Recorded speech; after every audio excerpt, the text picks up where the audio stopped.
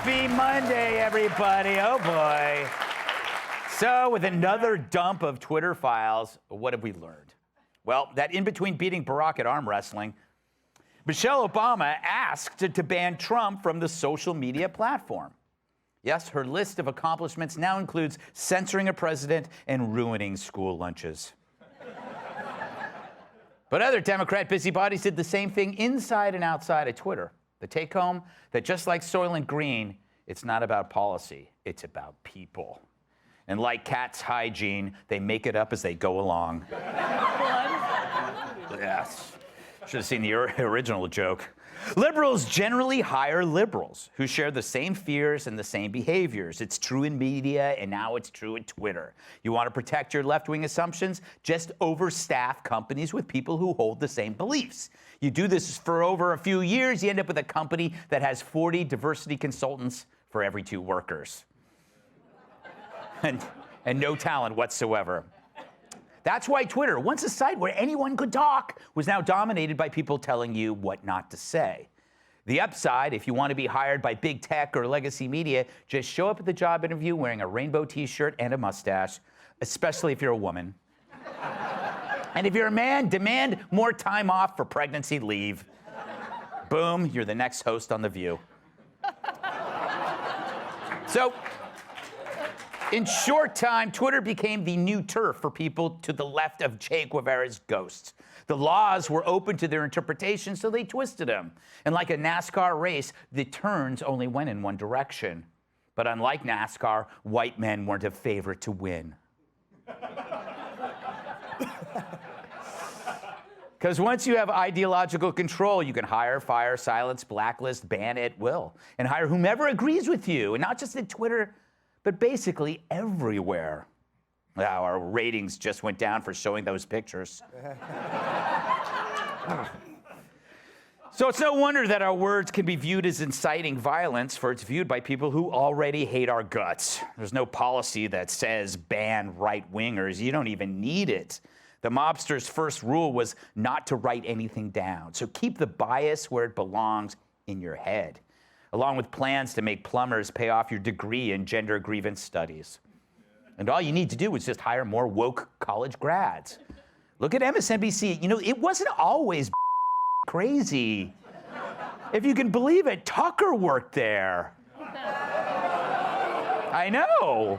He discovered Rachel. But then it changed. The policies didn't, but the people did. And what about Disney or American Girl, my favorite company? Suddenly, those companies that appeal to all Americans became beholden to a very few who don't even like their product. And they look at their customers with the same contempt I have for non-alcoholic beer. And why?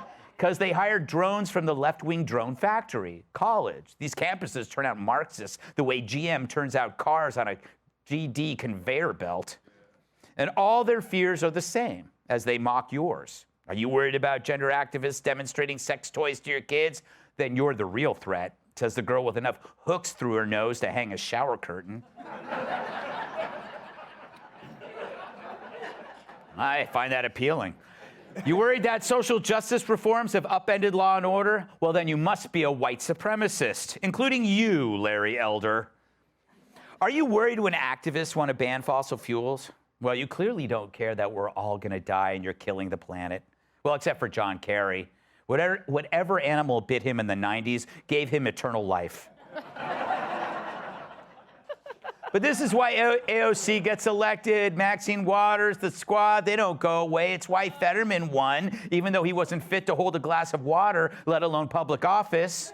It's why for 2 years, no one in power said anything about crime, but focused instead on Jan 6th. Forget arson and murder. A guy in a furry hat made Democrats feel bad. Someone stealing Nancy Pelosi's laptop got more coverage than the crimes on Hunter Biden's. But thank the Lord there weren't any nudes.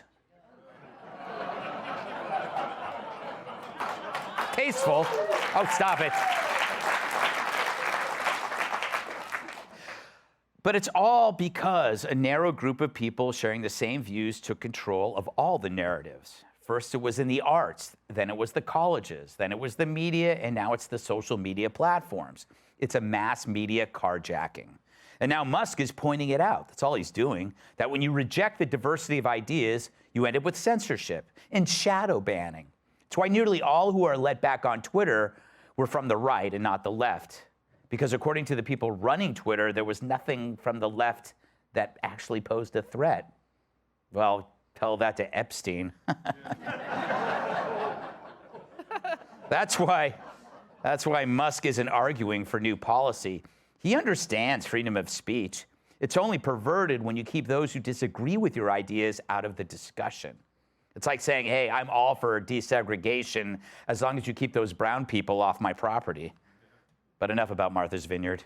Let's welcome tonight's guests. Who needs a Ferrari when you got a Ford this hot? Co-host of The Five, Harold Ford Jr. She's the best thing to come out of the Navy since Popeye. Former State Department spokeswoman and founder of Polaris. Thanks, sorry about that. National Security, Morgan Ortega. He sounds like a comedian, but looks like a pistachio. Comedian and co-host of the Jim Norton and Sam Roberts show on SiriusXM, Jim Norton. And she told Rudolph to get a nose job. Fox News contributor Kat Tim.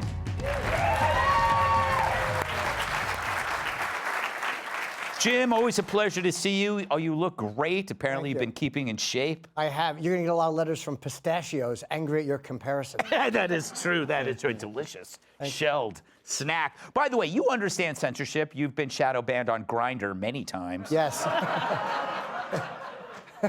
And it's not even about speech. So No. this must, do you see what Musk is doing as a good thing? He's kind of like shining a light. It's great. And the best part is there are certain people who thought they were shadow banned who are just going to realize they were boring and everybody was ignoring them. Yes. But the reason the press isn't covering it, like the Times isn't really touching this, CNN, is because they were complicit. Like if they do, then they have to discuss why they didn't talk about the laptop story to begin with. They don't criticize Twitter for this for the same reason I don't criticize people who cheat in relationships. I get it. Yes. And I do it, and I want to continue doing it. So why would I criticize it? So, Harold, how are you? I'm good, man. Good to be back with you. Yeah, it's always great. It's always a pleasure to see you. I hope you had a great weekend, and I hope you have a great next weekend as well. Thank you much. Just in the last hour and a half, it's 2 hours of you. I love it. I know. I could just stare at you forever. Because should I move? Your brain is filled with thoughts. Isn't this mainly about the fact that when a company is filled with the same belief systems, this is what you get? People, like you perceive certain threats different than I perceive threats. Right. Look, it's a private company. They can do what they want, and we can vote with what we want to do. The thing that troubles me most about the story is whether or not there was collaboration with the government around whom to censor and whom not to censor. And hopefully we learn about that. And if it takes an investigation by one of the oversight committees in the Congress for that to happen, or even for Ms. Weiss and Mr. Taibbi to release more information. That's what I'm most concerned about, because I share the view that Congressman Ro Khanna shares here. I don't agree with President Trump. I didn't agree with many of his views, but when the government collaborates with a social media or press organization, that's alarming to me. And if a private company wants to take down certain language or doesn't want certain views to be shown, we can quarrel with them in the marketplace, but the government should not be a part of that decision making.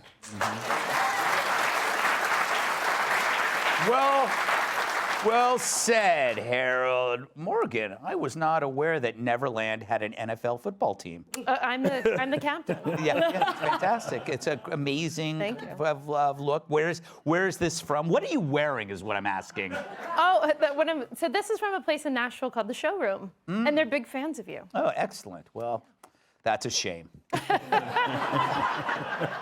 I don't know why. Do you think that we will ever be able to kind of stop this, like, I don't know, this slowly overtaking of platforms and everything by young liberal kids? Isn't that kind of like the inevitability? We just have to figure out how to educate them. Maybe. I mean, listen, I was most disappointed in the story to find out that as a member of the government that you could collaborate and control Twitter. I was in government recently. I wish I'd known this because I would have blocked all my ex-boyfriends and people that I don't like. Missed opportunity. Yes. It's not surprising to me because everyone seems so surprised by this story, but I'm like, no, of course they were doing this. Yeah. They let the Ayatollah on. We see this every day in media, how we're treated. So it would be more shocking to me if the Twitter files showed that they weren't doing this, that they weren't shadow banning people. Where are you going next? You're going to be on active duty, aren't you? Something like that. Yeah, where do you think you're going to go? You're still in the Navy. I'm going to go kill bad guys. Oh, yeah. We're here. Well, I hope those shoulder pads are bulletproof. I'll look a little different. Yes, exactly. Kat, were you surprised by this information? Please elaborate on your opinion. No, I was not. For example, I feel stupid even using the word found out because maybe some people found it out, but I didn't find it out. Right. For example, they didn't look at the policy and decide to ban Trump based off that. They decided to ban Trump and try to figure out what policy that they could use to justify it. But you can't be shocked because if you're shocked and you're saying that they actually thought was that if Trump stayed on Twitter, it was dangerous and people would die. Right. Nobody believed that. Yeah. The fact that they said they would, they said they did is what's ridiculous. So I have a hard time being shocked. What's shocking is that it took this long for people to acknowledge it. Mm-hmm. That's it. All right. I also, the fact that the Hunter Biden story is interesting because there was parts of it that were news and parts of it that weren't. Mm-hmm. Like anything to do with Ukraine or China, that was fair game, the emails with his father. But then they start, you got to leave the nude pictures out because that's not relevant. But go ahead. No, I was going to say, but we never brought it up. No, not me and you. I mean, privately we have. Yes. Come on. I mean, who hasn't? I mean, Jesus. Oh, my God. I mean, if I had a penis like Hunter, I'd have a camera attached to my chin. I would take out an ad, and I would just walk in a room as nude and go, huh? Basically, that's what he did. Yes, he did. That's what I do. But I think that there was a bait and switch where you'd be talking about the serious stuff on the laptop, and then the media would go, oh, you just want to embarrass Hunter Biden for the nude pictures. I don't care. I'm not kink shaming the dude. Yeah. I'm just saying there's this other stuff going on with Ukraine and with China. Yeah, that's the important stuff. The crack smoking stuff was just he's a fun dude. I respect that. I agree with that. Yeah.